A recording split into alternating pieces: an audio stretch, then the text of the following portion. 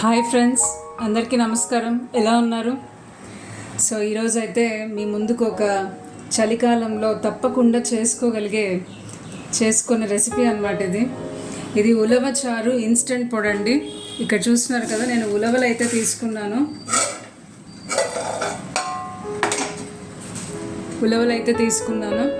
నా దగ్గర ఈ బ్రౌన్ ఉలవలు అయితే ఉన్నాయండి. ఇంకొంచెం బ్లాక్ కలర్ ఉలవలు కూడా దొరుకుతాయి. మీ దగ్గర ఏది ఉంటే అవైలబిలిటీ అది తీసుకోండి. ఉలవలు నానబెట్టడం, ఉడికించడం, ఆ వాటర్ వాడుకొని ఉలవల్ని పడేయడం అలా కాకుండా ఉలవచారు పొడి చేసుకుంటే ఇన్స్టెంట్గా మనం ఎప్పుడు తినాలనుకుంటే అప్పుడు ఈజీగా 5 మినిట్స్లో అయిపోతుందండి. మనం రెగ్యులర్గా పెట్టుకుంటాం కదండి రసము, అంటే కందిపప్పు ఉడికించి పెట్టే రసం అది కాదండి. రెగ్యులర్గా టొమాటో రసం, ప్లెయిన్ రసం పెట్టుకుంటాం కదా, మిరియాల చారు అలాంటిది. అలాంటి వాటిల్లో ఇది 1 or 2 స్పూన్స్. అంటే ఉలవలు నచ్చని వాళ్ళు కూడా ఉంటారండి. ఉలవల ఫ్యాన్స్ ఉన్నారు, ఉలవలు నచ్చని వాళ్ళు ఉన్నారు. ఉలవలు నచ్చని వాళ్ళు అయితే మిరియాల చారు కానీ టొమాటో రసంలో కానీ 1 స్పూన్తో ఫస్ట్ ట్రై చేయండి. మీకు ఎలా అనిపిస్తుందో చూడండి, మీ ఫ్యామిలీకి మీకు. తర్వాత స్లోగా పెంచండి. రెగ్యులర్గా వాడేవాళ్ళు, ఉలవలు అంటే ఇష్టపడేవాళ్ళు, ఉలవల రసం అంటే ఇష్టపడే వాళ్ళు అయితే 2 స్పూన్స్ వాడుకోవచ్చు అనమాట. సో ఇది ఒక 5 మినిట్స్లో రెడీ అయిపోతుందండి. నేను ఇక్కడ ఉలవలు తీసుకున్నాను. స్టవ్ కూడా రెడీగా వేడిగా ఉందన్నమాట. సో ఉలవలు అయితే వేసి డ్రై రోస్ట్ చేద్దామండి. ఫస్ట్ మనము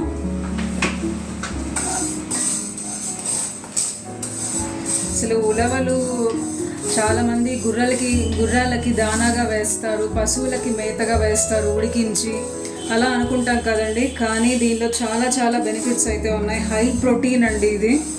ఒక 100 గ్రామ్స్ ఉలవలు తీసుకుంటే 22 గ్రామ్స్ ప్రోటీన్, అంటే మనకు మటన్కి ఈక్వల్గా ప్రోటీన్ ఉందన్నమాట. దీంట్లో ఫైబర్ కూడా 8 గ్రామ్స్ ఉందన్నమాట. హై ప్రోటీన్ అన్నమాట ఇది. సో ఇలా ఉలవలు పొడి రూపంలో చేసుకోవడం వల్ల ఇంకా మనకు ఉలవ చారు చేసుకునే వాళ్ళందరూ ఉలవలు కుక్కర్లో ఉడికించేసి నానబెట్టి కుక్కర్లో ఉడికించి ఆ వాటర్ మాత్రం వాడుకొని ఉలవలు పడేస్తుంటాం. దీనిలో అలా కాకుండా మనము యాజ్ ఇట్ ఈస్గా మొత్తం ఉలవలు పొడి కొట్టేస్తున్నాం కాబట్టి మొత్తం మనకు ఆ బెనిఫిట్స్ అనేది అందుతుందన్నమాట. ఇది స్లోగా ఇలా క్యాస్ట్ ఐరన్ ప్యాన్ వాడితే మాత్రం మనకు ఈవెన్గా మంచి కలర్ వస్తుంది, మాడకుండా బాగా రోస్ట్ అవుతాయి అన్నమాట. చూస్తున్నారు కదా, చిన్నగా సౌండ్ కూడా వస్తుంది. ఇవి చాలామంది ఇలా డ్రై రోస్ట్ చేసుకొని స్నాక్ లాగా కూడా తినేస్తుంటారు అనమాట.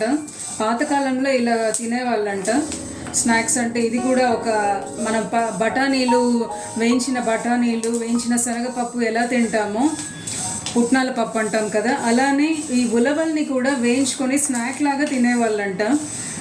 మీకు అలాంటి వాళ్ళు మీ ఇంట్లో ఉన్న అంటే మీ నానమ్మలు, అమ్మమ్మ వాళ్ళు ఎప్పుడైనా చెప్పుంటారు కదా, మీకు అలా తెలిసి కమెంట్ చేయండి. ఉలవలు అంత మంచి స్నాక్ రెసిపీగా కూడా తినేవాళ్ళంట ఒకప్పుడు.